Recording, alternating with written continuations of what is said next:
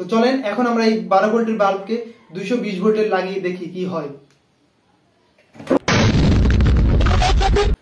Hello viewers, আমি SM video hacker. আজকে আমি এই ভিডিওতে কি করতে চলেছি তা আপনারা থাম্বনেল এবং টাইটেল দেখে বুঝতে পারছেন।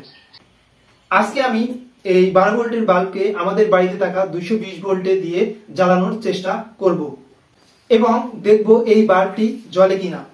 এই 12 ভোল্টের বাল্বটি 220 ভোল্টে দেওয়ার পরে এই বাল্বটি জ্বলে কিনা বা পুড়ে যায় নাকি ব্লাস্ট হয় সেটা দেখতে আমার এই ভিডিওটির সাথে থাকুন।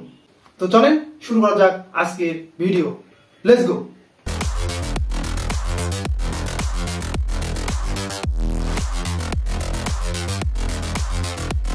তো চলেন এখন আমরা এই 12 ভোল্টের বাল্বটিকে এই মাল্টিপ্লাগে সংযোগ দিই। দেওয়ার পরে আমরা এই মাল্টিপ্লাগে 220 ভোল্ট বিদ্যুৎ প্রবাহিত করব। তারপরে দেখব এটার সাথে এই বাল্বের সাথে কি হয়।